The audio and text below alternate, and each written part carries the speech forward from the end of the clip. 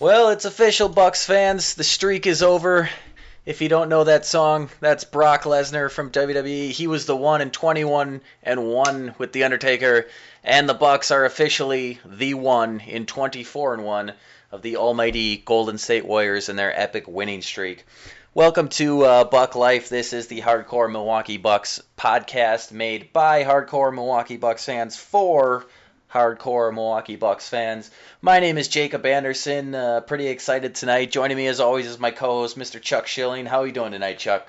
It's hard not to be in a good mood after that. Going into the game, we've all kind of been a little down on the Bucks. The season hasn't gone how we were. A little talk of whether we should tank or not, and we've talked. In the last podcast we talked quite a bit about draft picks for the first time. But still, it's exciting to beat an undefeated team, to end the streak. 24 games this season, and I believe they won their last 4 regular season games last year, so they're 28. Which was just a little shy of, I believe, the Lakers. The all-time record was 33, so they were starting to approach historic territory. It's still the second best streak ever in NBA history. So, as much as I probably going into the game, and probably even still would prefer we lose games and get a better draft pick for the future. They should tank. But that said, it's exciting. It's always exciting to beat the undefeated team. It's just like... no matter how bad we are, I'm always going to want to beat the Bulls. We could be the last game of the season. If we lose, we have the worst record. If we win, we get the second worst record, and we're playing the Bulls. I'd probably still want them to beat the Bulls because F the Bulls. Because of Mike Dunleavy's face. Mike Dunleavy's the worst. Okay. Well, the voice you heard chuckling in the background there is Mr. Andy Robbie joining us again from Arizona. Andy, how are you doing tonight? How was watching the game tonight?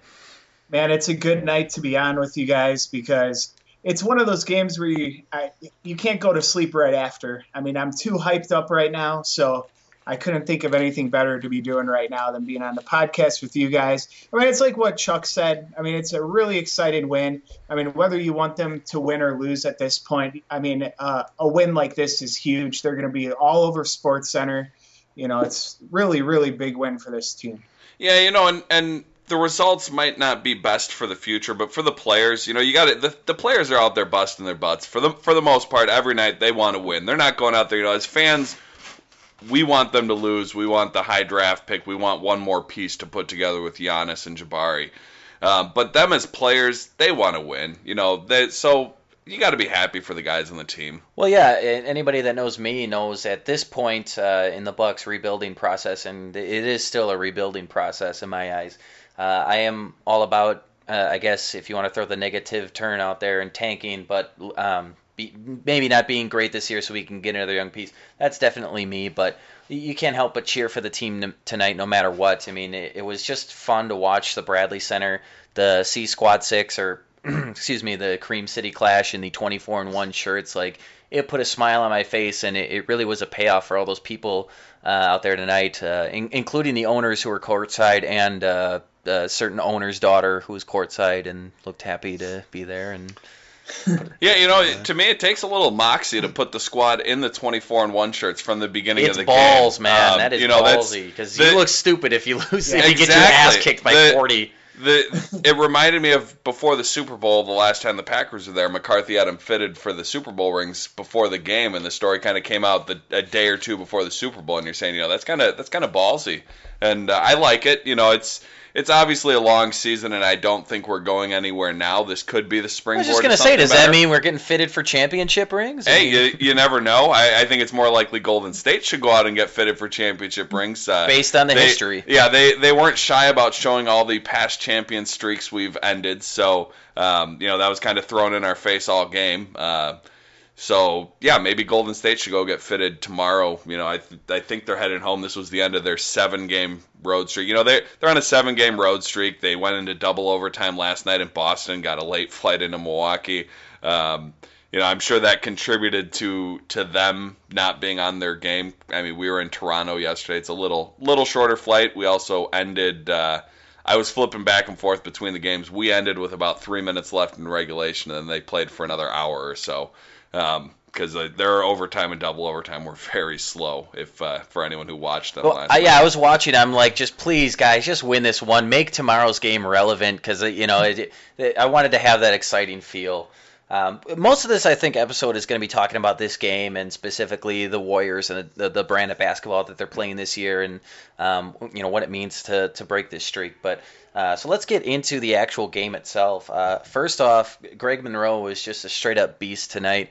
I've openly questioned his fit pretty much from the get go on this show, but I can't deny. Sometimes you can look at a guy's numbers and say they were empty, but that was not the case tonight. He was all over the place. 28 points on 11 of 16 shooting, 11 rebounds, and 5 assists. Andy, was this Greg Monroe's best game as a Milwaukee Buck? It definitely was. I mean, he was automatic tonight. And, he's playing well on both ends of the court. I mean, I think that's the big thing. Obviously, we know he's been struggling on defense, but I think going against Green was kind of hyping up the Bucks a little bit. I don't know. Did you guys notice Green was talking the whole entire game? That's part of his game. He loves that. Yeah, Green likes to talk a lot, and you say that he kind of abused Green, especially in the fourth quarter. Prior to going into the fourth quarter, I would have probably said Jabari Parker was the best player on the court, and then in the fourth quarter, Monroe really, really sealed the game. So we went into the fourth quarter with a 3-point lead, and I think we won by 13. I'm kind of surprised Golden State didn't go back to Bogut at some point in the fourth quarter. I think he only played like 16 minutes. Yeah, he didn't play much, and 4 blocked shots in 16 minutes. He's got the size to kind of keep Monroe from doing what Monroe did in the fourth quarter, and that might have been a mistake by one Luke Walton, who I swear was playing just like 2 years ago. Now he's coaching a team that's 24-1. It's really weird. And I know Steve Kerr will be back. Hopefully, I know that's a health issue, so all the best to Steve Kerr. But it is really strange to see Luke Walton on the bench to me. Well, I don't want to sound like a homer because I'm sure a lot of fans feel this way about their team. But so I'll just say it as far as getting calls, defensively, if getting fouled, like I don't know what Greg Monroe has to do anymore at this point because there was a point where he was backing, I want to say it was Green down in the post, and Green was literally just throwing both his forearms into his back and shoving him forward, and nothing. So, like I said, I'm not going to be a homer and say he gets the least calls in the league, but certainly the least amount of warranted foul calls as a Milwaukee Buck that I've personally watched in quite some time. Yeah, and I know we've talked about Monroe before, and we've debated whether he's a good fit for the team, but there's no question that he's a max player. So whether he fits in with his team can be debated, but I mean, he puts up monster numbers almost every game. And when he's got a mismatch like he did tonight, I mean, you can see what can happen. I mean, he took over the game. Well, and there's been some discussion on Real GM forums and other places. There was an article written about it. Would he be better off coming off the bench and playing against the second unit of other teams? You're playing against smaller centers and backups where he could really abuse them. And, not even from a sense of a demotion for him, but sort of what San Antonio did with Ginobili, where he would come in off the bench and kind of wreck the second units and really, look like an all-star sixth man of the year type player. And I don't think that's necessarily the worst plan. If we had John Henson, who we also paid a lot of money this offseason out there, so you can run a little more with Giannis and Jabari, and you still get Monroe his 30 minutes or whatever. It's not like you're going to have to reduce his minutes. He'll play some with the starters and play a decent amount against the backups. It might not be the worst idea if we really want to keep him around and make him work here. Well, I think from a basketball standpoint, it absolutely makes sense, especially given the composition of your starting five. I think more of a shot blocking presence like a John Henson, and he's a little bit more active defensively. I think it would make a lot of sense to have him playing in the starting five, but let's keep in mind these guys are pretty fragile when it comes to their egos, and I'm sure he's going to look at these, there's not many Manu Ginobilis who would be a max-type player or get that kind of money and be okay with coming off the bench. I'm more than sure that Greg Monroe, if told that he was going to the bench, would have a problem with it, given the fact, all the hubbub about him signing here, even though, to me, it makes more sense basketball-wise. You mentioned Jabari Parker. Let's talk about him a little bit. I thought he looked his most confident of this season.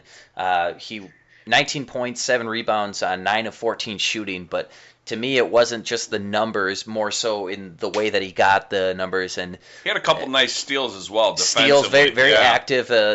he shooting the jumpers was my biggest takeaway in that even if they weren't going in, I wanted to see him and Giannis shooting more jump shots, and it happened tonight with both those guys. Giannis didn't make as many, but Jabari was shooting and making the jump shots. So I think the first made basket of the game was a Jabari, about a 16, 18-foot jump shot. Right. I don't remember exactly where it was, but the very first shot of the game, I believe, was Jabari. And to me, that's such a key in his development is being able to make somebody come out on you to even if it's just a mid-range shot, because then you can use your athletic gifts. But great stage for him to come out tonight and put up that kind of game, being on national TV. It was on NBA TV tonight. I mean, your thoughts, impressions on Jabari? Yeah, he had a ton of energy tonight for sure. And this was the first game really where I felt like Jabari's back. And I was telling you guys, I know before the podcast, like if there was one little complaint about tonight's game, it's hard to complain when you beat a 24-0 team. But I wish that they had brought back in Parker with, 4 or 5 minutes left to reward him for having that much energy during the game. I mean, he was doing fantastic. He was hitting his shots, driving, getting some big offensive rebounds. So he had an all-around excellent game. Yeah, and that's, it seems for me every 3 or 4 games now, I get a game from Jabari where I say, wow, that's his best game to date. It's a steady improvement, I think, on a game-to-game basis, and I would guess the coaching staff probably says the same thing in practice in the games, that he's getting that confidence back. And then on the court, every 3 games or so, he really comes out there and he'll have a couple dunks or a reverse layup or whether tonight it was some steals, and that explosiveness is there, and it gives me that idea that he's really getting close to being back to 100%. And at this point, we see the dunks, we see the layups, some of the reverse layups and the moves he gets under the hoop are pretty impressive. He's very athletic. We got to remember that. And then at this point, to me, the biggest thing is that jump shot needs to start falling. And tonight it did. He hit a few jump shots, and that's only going to open up his game offensively. Once his jump shot's falling at a regular, a good rate, the 19 and 7 that he put up tonight, that's going to be every night. That's going to be a bad night for him, I think. And one thing that's not going to show up in a box score was I saw him play with some emotion tonight, and you don't see that a lot from him. I'd love to see it a lot more. Part of his personality was a little reminiscent to me of Tim Thomas, who, for all the jokes that people have made about him over the years as far as being Bucks fans, he had all the talent in the world, but it just seemed like he kind of had this lackadaisical personality about him. But if you lit a fire under his ass and got him pissed off, he would go off on you and show that talent.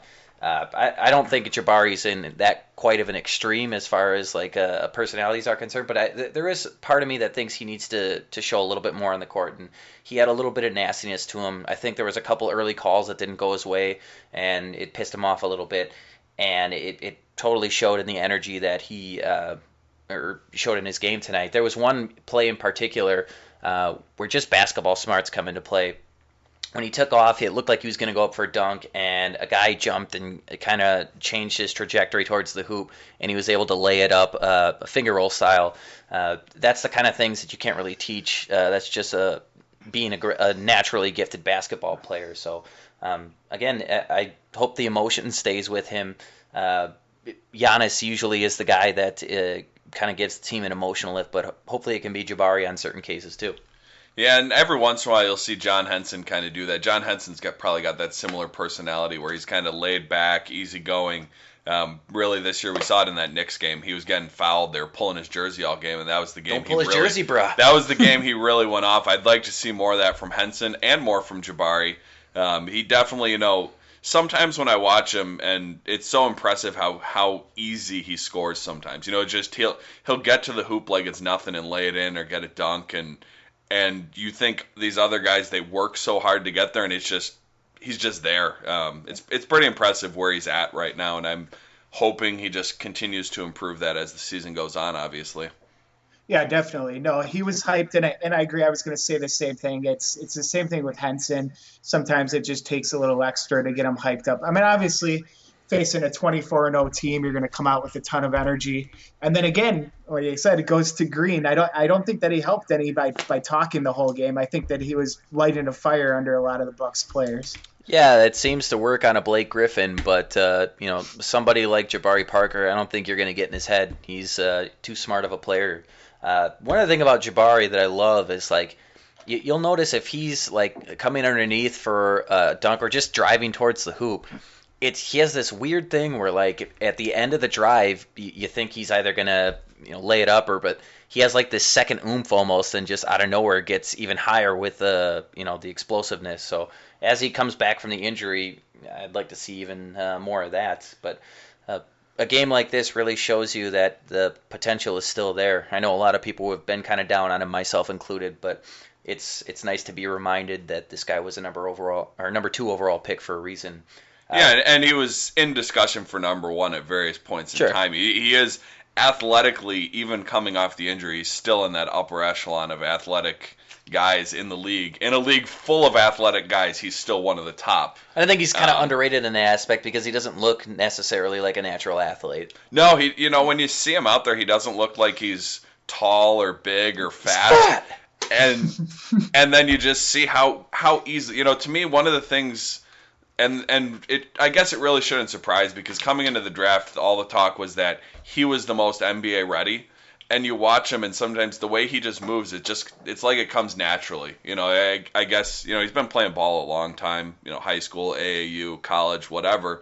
But it just seems the game comes so naturally to him. And even tonight, a couple of those steals, he just kind of reached in, stole the ball, started a fast break, and it was all he let the game come to him tonight. And I'm excited about Jabari tonight, probably more than any other thing with this win, because in the end, it's just one win in the season, and yeah, it's exciting to beat a 24-0 team, but the flashes that Jabari is giving us, that's just so exciting to me. Yeah, and I'm starting to feel, I don't know if I would say comfortable, but he'll go to the hoop strong, and I know earlier on when he was first coming back, if he would take a fall, we're holding our breath, like, oh my goodness, like hopefully he doesn't get injured again. And I'm starting to get confident to where he goes to the hoop strong. And I feel like, he's just in great shape, and I'm not as concerned about the re-injury as I thought that I would be. And hopefully as time goes on, maybe we'll forget that even happened. Who knows? Well, and I wonder, we talked about, you brought it up about how he didn't come in back at the end of the game. And I wonder if that has to do with the injury. We're on a back-to-back. He played 25 minutes last night. He played 28 and a half minutes tonight.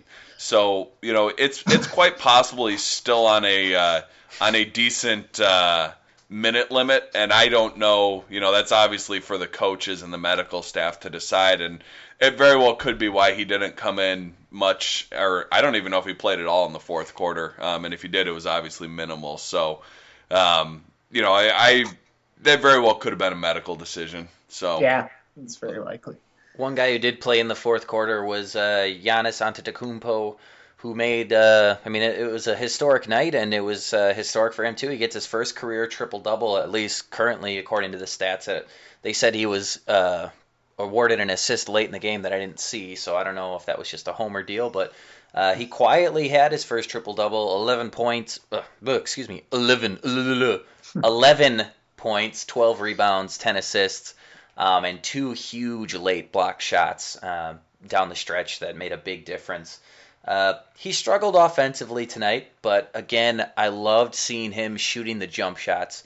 He airballed a 3, which was unfortunate because it was a case where he had an open look, and if he would have shot in rhythm, it probably wouldn't have airballed, but he pump fake, came down, like faked a pass, and then ended up taking the shot and airballed it. But I think he actually did pass it into Middleton, who passed it back. And then it was as the shot clock was expiring. There was, by the time he got the ball back, a second and a half on the shot clock, and it never had a chance, and he should have taken it in rhythm. Yeah, it was like I said, he struggled offensively, but the impact was still there. That's what you like to see when a guy struggles offensively. Get out and do some other things. Grab 12 rebounds, get those 10 assists. And really, it just kind of seemed like he was the linchpin of the defense in general. He played great defense tonight. I don't know if advanced stats will show that. We'd have to wait and see. But there were a couple instances where his length made a huge difference on Steph Curry, who's trying to take those patented long And threes. his long arms help too. Yeah, it's a lot harder to get those over the top of somebody who has 14-foot long arms. So, I'm saying he has a big penis. If you didn't catch well, that. yeah. I wasn't trying to go there for once. It wasn't me, but yeah, great length. Also, long arms. So, yeah. I mean, good for Giannis. I'm glad that previously when he struggles offensively, he kind of disappears. So I'm glad he was able to do other things tonight. Yeah, it's he's kind of the energy of the team. I feel like he's the one that usually night in and night out brings that level of energy to the team, and and he's I don't know if you want to call him the face of the franchise or whatever he is. He kind of holds the entire team together, and he was, even though he was 4 for 9, which was the worst shooting percentage of the 4 for 10. 4 for 10. Okay, 4 for 10. I thought he was 4 for 9. So the worst shooting percentage of the starters, I believe. I know OJ Mayo, Giannis, Jabari. I didn't look at Middleton's numbers, but the other 3 starters at least had really good days, and MCW actually had a good day. I'm sure we'll get around to him. But he had a good day off the bench. So he kind of offensively struggled, but he still was a net positive on the court because of that defense, the rebounding, the passing, and that's nice to see. That's happy for him to get his first triple-double. It's kind of a random stat or whatever you want to say, but good for him. I'm sure he feels good about it and the win. Yeah, he played 42 minutes. I mean, I don't know if that's the most minutes that he's played all season. I'm guessing not, because there were some overtime game with Cleveland. I think he probably played more minutes. But I mean, I agree with you guys. It was nice to see him taking the outside shot, and it seems like the games when he is taking the outside shot, that's when he has his best games. And even if it's not falling, I mean, it seems like then it opens up the offense for the rest of the team for sure. And I like that he took a couple threes tonight that they looked awful, but it didn't stop him from taking another one. Or it seems like his confidence. I mean, it hangs by a thread. If he misses one shot in one game, sometimes it doesn't affect him. In another game, he just doesn't shoot the rest of the game. Again, I'm waiting for that light to go off with him, because when he is on, as I've said multiple times, he is damn near unguardable. Yeah. I definitely. No, and I was just going to say that the games when he's not taking the three, I mean, he almost looks down at the 3-point line like he's absolutely terrified of it. And I don't know if that's coming from the coaching staff that's telling him not to take the shot, or if it's him himself that's hesitant. I mean, it's just really strange how some games he'll take that shot, and then other games he seems absolutely terrified to take that shot. Yeah, and I looked it up. This was the second most minutes he has played in a game. Surpassed last night by 9 seconds. Actually, last night he played 42 minutes and 49 seconds. Today was 42:58. The only game he played longer was the win over Cleveland in the 9th game of the season, when he played 44 minutes and 31 seconds, and I believe that was double overtime. So he played almost. I mean, that's almost the whole game. 43 minutes out of 48 is that's a workload, especially since he played essentially the same amount last night in Toronto. So to play 43 minutes in back-to-back games on a doubleheader is that's putting in your work. He's earning his paycheck these last 2 days. Well, let's talk about the Bucks backcourt a little bit. I thought OJ Mayo tonight brought a swagger with his game, and it was certainly felt early on. He was 6 of 13 tonight for 18 points, playing the point guard spot, which he's not really used to at this point, I would say. Only 2 turnovers, though, and 4 of 8 on 3-point shots. Going into this game, I was jokingly saying, like, we're going to end the streak. But then once the game started, I'm thinking, like, oh, whatever, we're going to get killed. But he hit a couple early threes, and for some reason, me as a fan saw that, and I just thought, man, we might actually be able to do this. I mean, sometimes just making an impact early is key to a big victory like this. So I thought just the veteran swagger, as I said, or the confidence really helped this team go tonight. Well, and we lead wire to wire? I'm trying to think if Golden State ever took the lead in this game. I don't remember. I know we were up 2-0. Yeah, we were up 2-0, and then I know they tied it. They had to have taken the lead. I'm going to look at the box score and look at the possession by possession, but even if they took the lead, they never had a big lead in this game, and we essentially did have control from the start. And I came out at halftime. I said, I bet by the end of this third quarter we lose the lead, and because we've not been a good third quarter team this season, that's kind of been where the train comes off the tracks a lot of times, and we still they took it from a 10 or 13 at halftime, I think, and got it down to 3, but then we put it away in the fourth quarter. So I was kind of impressed by that. But yeah, so I'm going to look it up right now to see if we ever were down in this game. So I don't know what Andy has to comment on OJ Mayo. I agree. It was good. He looks better with his haircut. I don't think that they took the lead back because I was naturally, as a Bucks fan, I was watching for it, and I was thinking the second Golden State takes the lead back, they're going to go on a huge run. And next thing we know, I said the same thing. I said the same thing. I said if they give that lead, they're not getting it back. Yeah, that's what I was thinking too. So I don't think that they did, but no, Mayo's threes were huge. I mean, such an energy boost, and you could tell. I mean, just like the rest of the team, he was fired up for this game. But I mean, it just seemed like he was taking the 3-point shot at the correct times. He was hitting them, and it was just a huge lift for the team. And the other part of the point guard rotation, this was just an odd game by Michael Carter-Williams because after it was over, I looked at the box score and I thought, how the hell did he have a game like this? 17 points. Apparently he played really well because I watched him take a lot of bad shots that went in. I mentioned on the broadcast, I was perplexed as he drove into 2 Golden State defenders and threw up some random-ass high-arcing shot that went in, and the Bucks' own Jim Patchke said, "What a great move by Michael Carter-Williams." Wow. What the fuck did I just watch? Like, did I miss the move? Like, it went in. I saw that, but Carter-Williams had 17 points, 5 assists, 5 steals, 3 rebounds on 7 of 10 shooting. I mean, a lot of bad shots, but I'll give the guy props. He hustled, and defensively he looked good again. I think that the defense in general was the key to the victory tonight, but what the hell? Like, how do you look so bad when you play so well? Yeah, I don't know. I don't know where those 17 points came from because it was.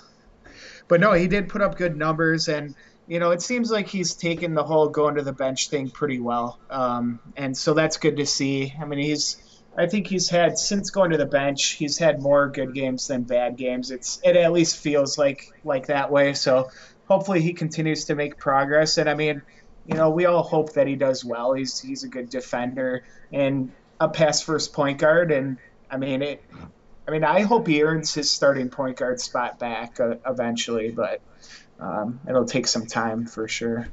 And I mentioned the defense, and the active hands.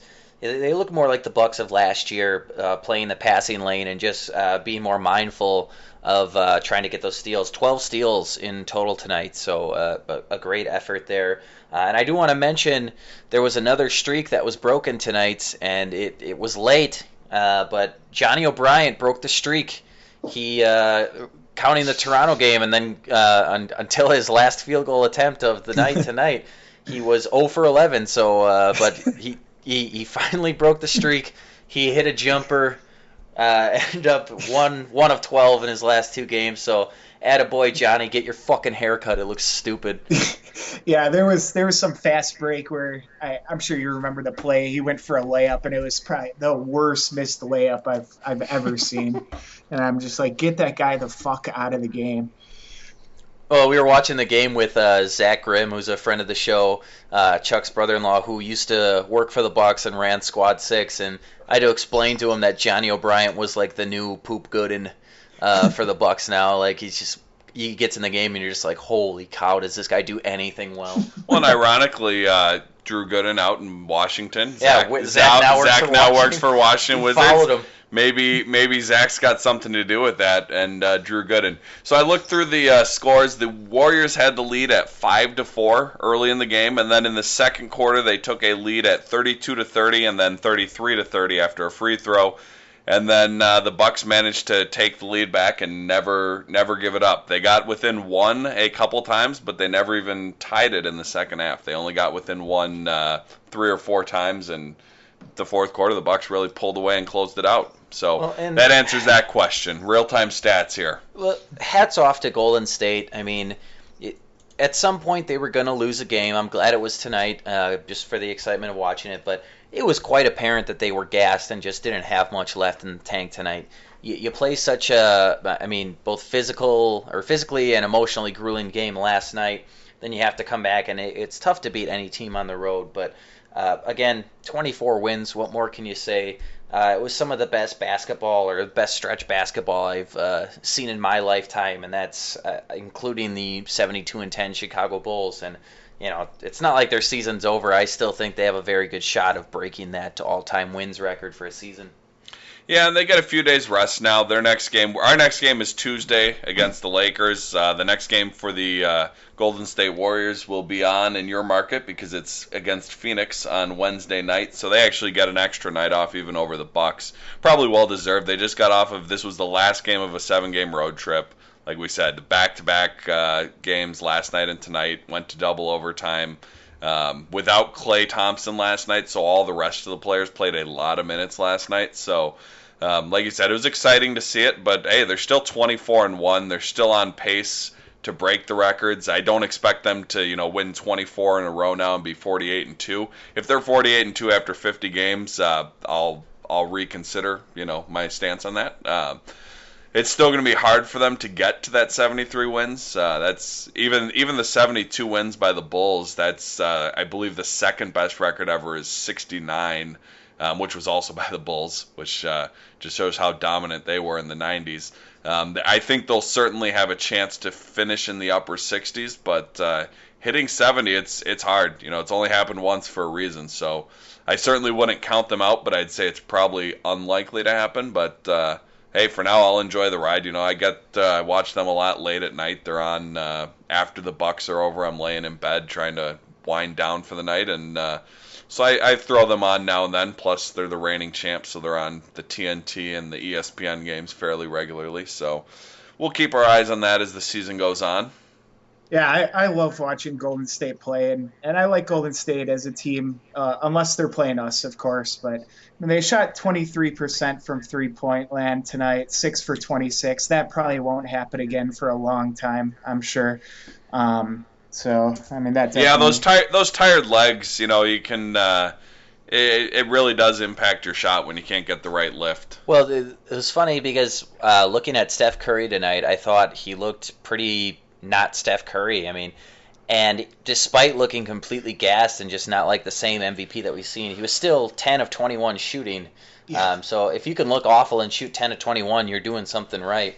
Again, Klay Thompson was 4 of 14, so they're two studs were combined to shoot 14 of 35. So generally that's not going to get it done. You mentioned the three-point shooting.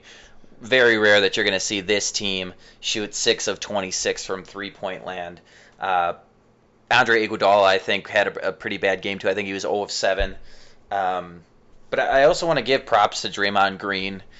To me, I didn't even really notice him that much on the court tonight, but you look at his numbers, and 24 points, 11 rebounds, 5 assists. I mean, he's a guy that fills the stat sheet, and somehow leading into this year was very, very underrated. And besides Steph Curry, a lot of people have said he should be the runner-up for the Most Valuable Player award.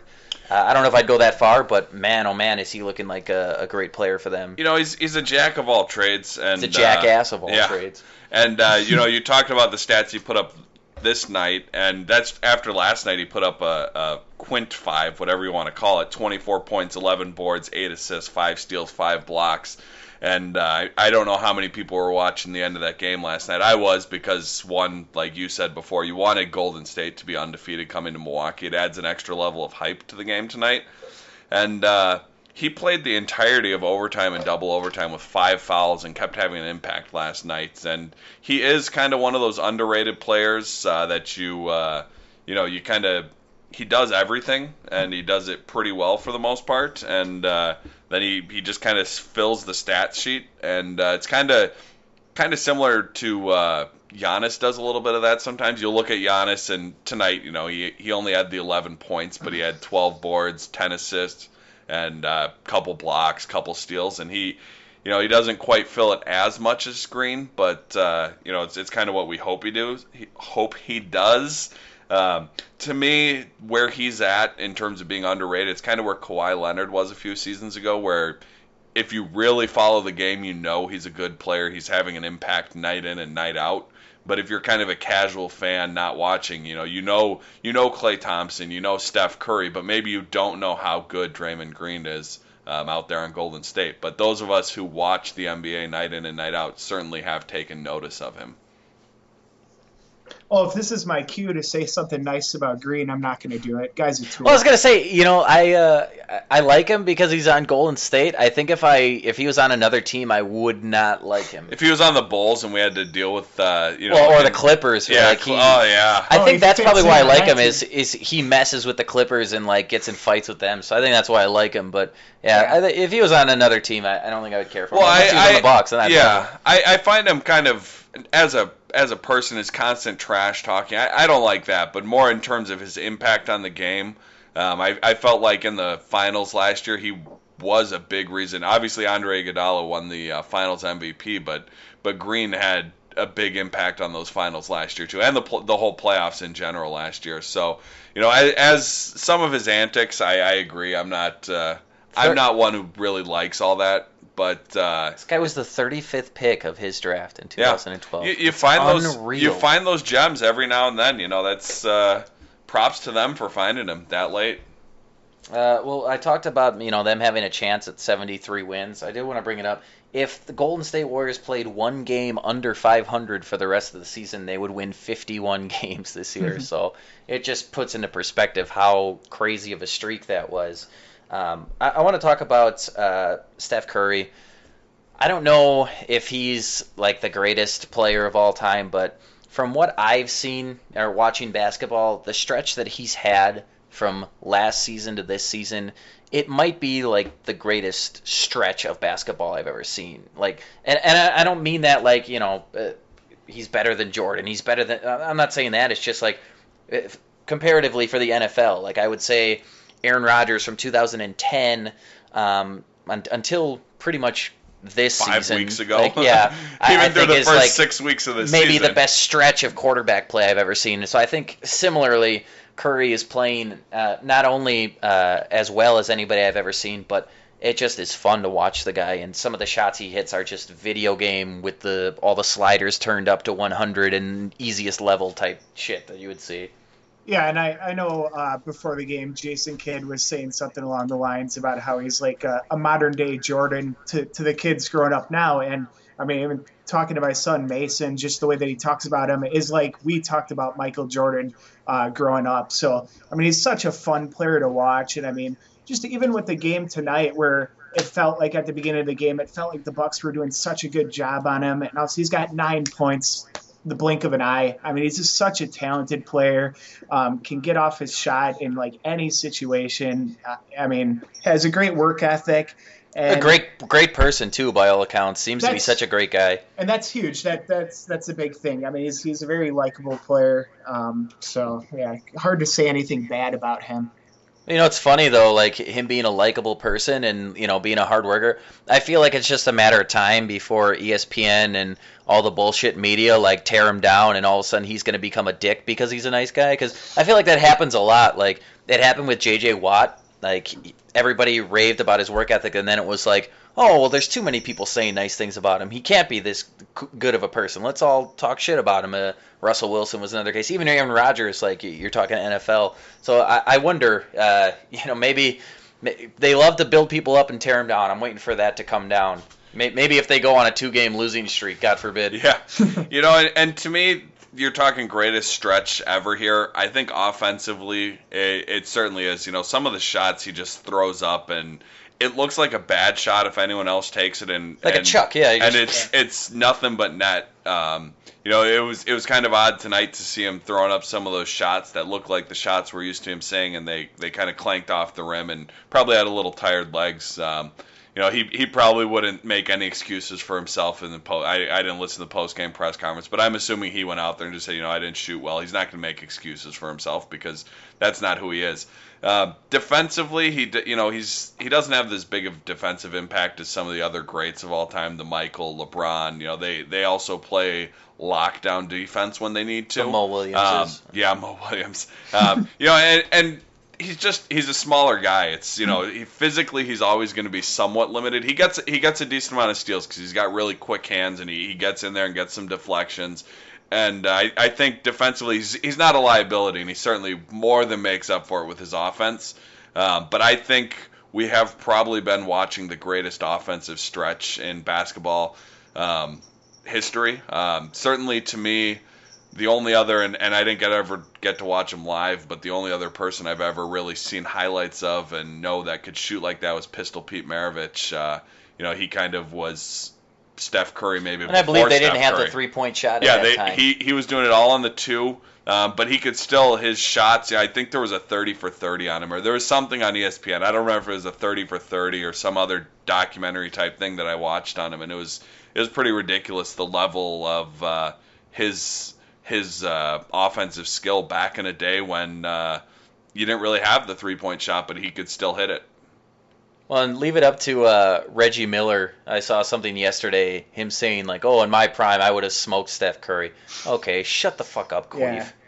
Yeah. The guy's going to win 2 straight MVPs. You never came close to something like that. Yeah, and that's, people like that, it seems, and I didn't even see that, but to me that's just insecurity because... the older you get, the greater you were. Yeah, Steph Curry being great doesn't take away... Reggie Miller's a great player, one of the best 3-point shooters of all time. Sure. He's up there in, top 5, whatever. You want to put him up there, Ray Allen, Steph Curry, whoever. He's up there.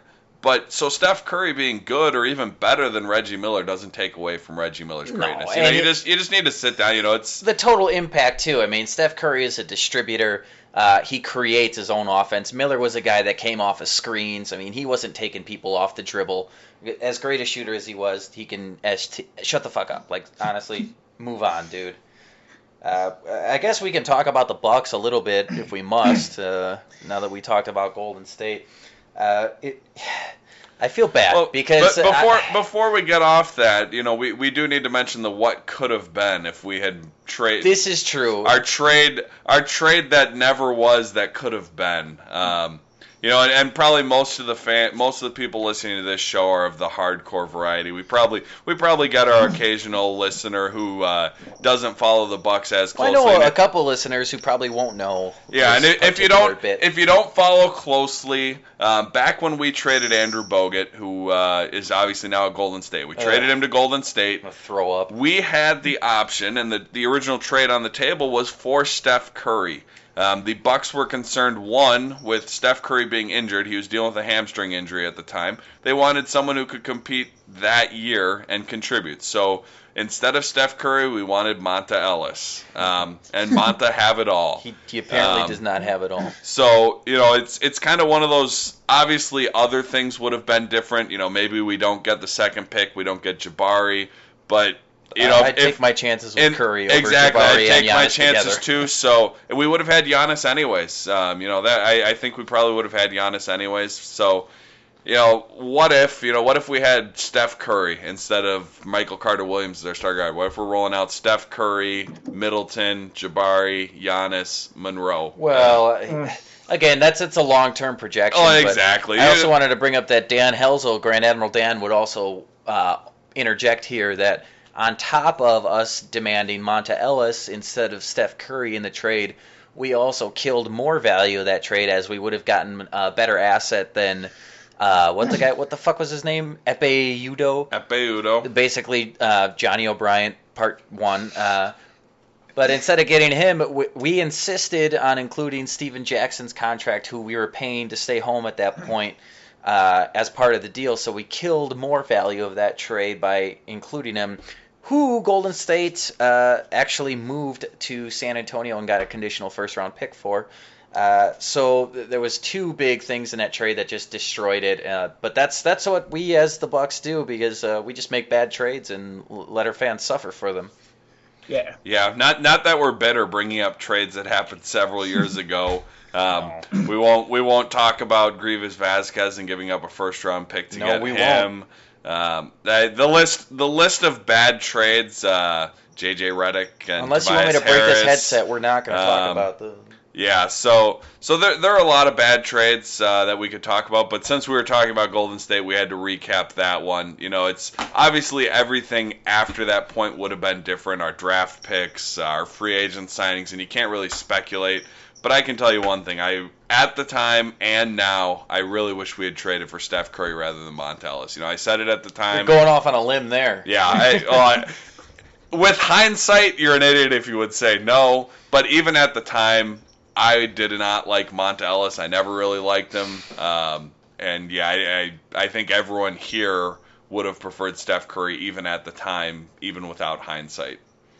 So I think before Jake, luckily we're in the basement, so I'm not worried about him like walking off the ledge here out my window or anything if we're up on the second floor. But we should probably just talk about Bucks stats and get off of this topic before Jake gets too it's okay. depressed. I wanted to actually bring up a little anecdote about where I was when the Bucks traded Ray Allen. A little off topic here, but I was in high school. I was a senior, and Andy actually was a year ahead of me.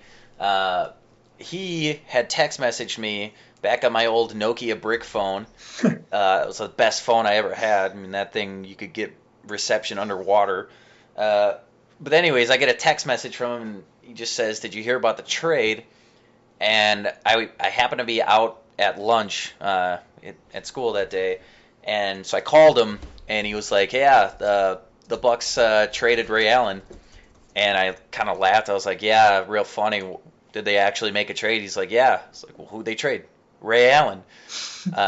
I refused to believe him. So when I got home, like I turned on ESPN and I saw they had a trade deadline show and they were talking about it.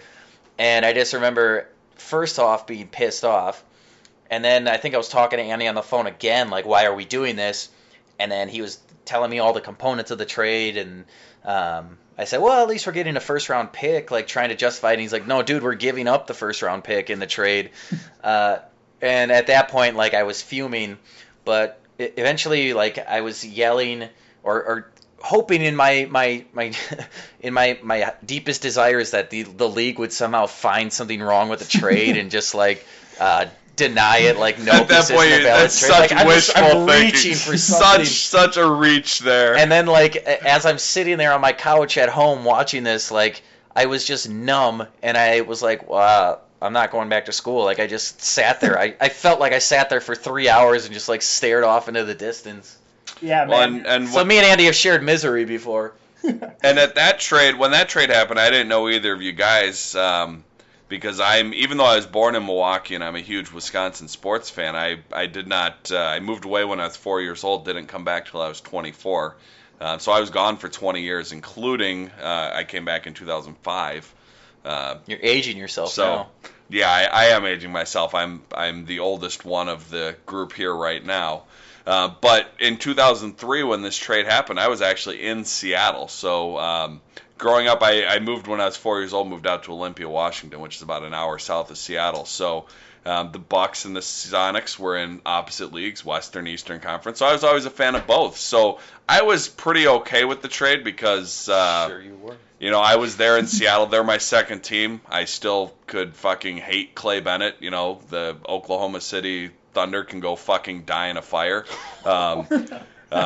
Not the players, because Kevin Durant, you know, some of those guys, they've always spoken highly of Seattle, but their Pretty owner, sure those their guys owners all have a restraining order against Chuck. Those owners, their owner is a goddamn snake, and so is the mayor of Seattle. Watch Sonics Gate if you never have. Great documentary that details all the crap that went down.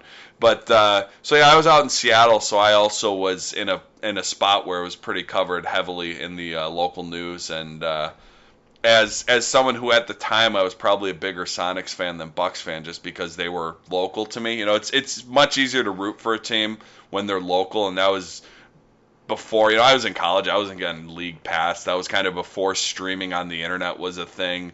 There was really, other than following the box scores, not much I could do for following the Bucks back then.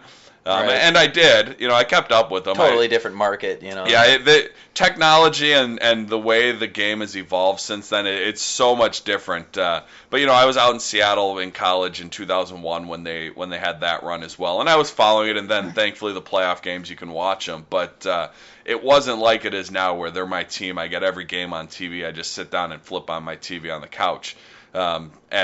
And now I know Andy's down in Arizona, and it's pretty easy to get all the games now. But back in 2003, it wasn't. So from a standpoint of being a bigger Sonics fan in 2003 than I was Bucks fan, it was an okay trade for me. And I still have up in my closet. I'll post a picture, but I actually have a Ray Allen Seattle Sonics jersey up in my closet. For the pick. So that'll be up on Facebook later tonight, because I do have the Ray Allen Sonics jersey. I got one too. I went out and bought an authentic one after he was traded. Yeah, those things are expensive. Yeah, I do not have an authentic one. I have the old iron-on one that, if you wash them too many times, they'll fall apart very quickly. Well, and I believe me and Andy were so bitter about that trade. We were going to go to a Bucks game in Chicago. We would make like a yearly thing to go to at least one of the games in the United Center. And I think we took the money we were going to spend on our Bucks tickets, and we bought Sonics tickets and showed up in our Ray Allen jerseys just to show them that we still loved him. Like, for some reason, the like creepy fan in me didn't want me to think like Milwaukee people were happy about the trade. So I was like, we need to go and just be over the top. I wonder if that was a game I was at, because I've worn my Ray Allen jersey to the Bucks Sonics games. Maybe. And in Milwaukee, that would have been before we met each other, but it's possible we were at the same game wearing the same jersey. Feeling the same kind of fate. Shitty feeling. Well, this one was in Chicago. It was at the United Center. In Chicago? Yeah. Okay. Yeah. Oh, no, I went to the Bradley Center in my Ray Allen jersey a couple times against the Sonics before they moved to Oklahoma City, and Clay Bennett can go choke on a dick. Yeah, definitely. No. Eat a whole bag of dicks for Clay Bennett. I mean, I'll lose my man card on this, but I was near tears when they made that trade. I mean, Ray Allen was my favorite player at the time, and he's still my favorite player today. He will go down as my all-time favorite player for sure. I'm in agreement there. This gives me an idea. One of these episodes, we needed to just do the misery of being a Bucks fan and all these transactions and stupid shit they've done. That if we get a week where they go on a 7 or 8 game losing streak and we've just got nothing positive to talk about. That is positive. Well, yeah, obviously, but we could kind of split that. We don't need to talk about the games. If they go on a long losing streak, we can talk about all of our misery over the last 30 years of our lives as Bucks fans, and then talk about some prospects. That's probably a good. Potentially this week they're going on their West Coast road trip, which we'll talk about that in a little bit. But yeah, that is probably a good episode to have. And Andy, you can be invited to that one. I know you have a lot of insight on that. We could probably invite a lot of people. I think we need to get a group. I think Dan Helsel would be a good one, because he's got all the deeds. Dan, as much as it would have to be like a 4-hour episode though. Yeah. He is one of the longest and hardcore Bucks fans. He's long-winded. And very long-winded. He can talk, and I know he listens. I think he listens to every episode. So, but yeah, he'd be a really good contributor to that. Love that guy. We can probably get as many people as we want. The Hanukkah, maybe get everyone that we can been on it and more. Yeah. So I was gonna talk about some. Go ahead. Oh no, I was just gonna say that he's probably not hearing this part because we started talking about Ray Allen. He's probably fast forwarding. That's true. That is true. He does hate Ray Allen. It's he's probably the only person in Milwaukee other than Herb Cole who was happy with that trade. That's probably threw a goddamn parade. Did we have a parade after that? If we did, it was probably organized by Dan himself. Good Lord. So. I was going to talk about some advanced stats here, but I guess I'll just summarize that I'm going to sound like somebody pissing on the parade because tonight was a very fun win. But to me, the facts of the matter remain that the Bucks are still struggling to find themselves and are just not a very good team this year. In a lot of the advanced statistics, they're trending more towards mediocre rather than bottom 5. So I guess that's good. The defense has come up a little bit since we've had the pace has come up a little bit. Since we changed the starting lineup, the defense has improved a little bit. I feel like the offense has regressed a little bit. I don't remember where we were the last time we looked at these advanced stats, but I think it was a little better. Yeah. But I think if we're actually going to win, the defense is where it's going to have to come from, the improvement anyways. So yeah, I guess they're playing a little better. A little better. I mean, coming into tonight, so I mean, tonight will probably change it a little bit, but overall offensive rating 22nd in the league, overall defensive rating 25th in the league, and then the net average would be 25th. So, I mean, take that however you want to take it. If you believe in advanced stats, if you don't, I tend to believe in them because generally, if you look over the numbers over the course of a season, they tend to hold water. So, again, it's not the worst thing in the world, Bucks fans, if we're not a great team this year. You have moments like these to keep your spirits up, but in the long run, I think we need another young stud, and I'll say it every episode until we clinch our 8th seed or whatever BS that happens later. But I'm not I'm not going to give up on the tank just yet. And again, take that term if you want, but just play the young guys, see where the chips fall. If we lose, we lose, but we're going to be in a better position for it. If you want to convince me not to tank, this is a good stretch. The Bucks in their next 4, as you said, are finishing up the road game or Western Conference. Oh my goodness! Sorry, Chuck just pulled up a picture of. It's Mallory Eden's Instagram of her and her sister. Oh, I'm only saying that. I'm only saying that because they look like such big Bucks fans, and I'm proud of them. Okay. Anyways, I'm gonna click. Do it. Yeah. The next 4, the Bucks play against the Lakers in Staples Center. Then against the Los Angeles Clippers, also in the Staples Center, the Golden State Warriors, who we just beat tonight, and then the Phoenix Suns, who we seem to always lose to. Although, as Andy pointed out, we did win the last 2 in Phoenix. If you want to convince me to not be on board with this tanking thing, win 3 out of these next 4. Even the Lakers game, to me, is going to be tough for them because this was such an emotional victory tonight. Generally, it's hard to get up for these next games, especially if you're playing a bottom feeder like the Lakers and beating any team on the road. It's not. There's no gimmies in the NBA on the road. The Lakers have 3 wins. They're 3-21. I don't buy if they lose to the Lakers, the tank needs to be full on, and everyone in the front office needs to be on board on the tank. The Lakers have 3 wins. They're terrible at home. They're terrible on the road. Kobe is a shell of what he was even a few years ago, and it's really a shell of what he was in his prime. I take a little bit of joy in watching that, by the way. I do too. I've never been a huge Kobe fan. He certainly had some good years, but I've always felt he was a bit overrated. So yeah, to me, you have to win the Lakers, and I guess you got to take at least 1 out of 3 of the next. The Clippers, Golden State, and Phoenix. That's a tough 3-game stretch. The Clippers, we played them decent the last time, but we were at home. Golden State's going to want revenge, and like you said, we always are terrible in Phoenix. So, you got to go at least 2-2 on this trip, and if you go 3-1, I guess, that'll be signs of improvement. And I guess I'll be optimistic if they go 3-1, but I have a feeling it's going to be 1-3. They're going to beat the Lakers and then lose the next 3. Andy, prove me wrong. Andy, should we tank? Should we try to right the ship? Should we maybe make a win now move? No, definitely not. I mean, I think they're going to lose 3 of the next 4 as well. So anything better. I mean, if they get out of the trip 2-2, I think that's a successful road trip. No, they don't. I mean, you definitely don't make a win now move. If you're going to win, that's fine as long as you're doing it with the younger players playing and as long as you're not making a win now move.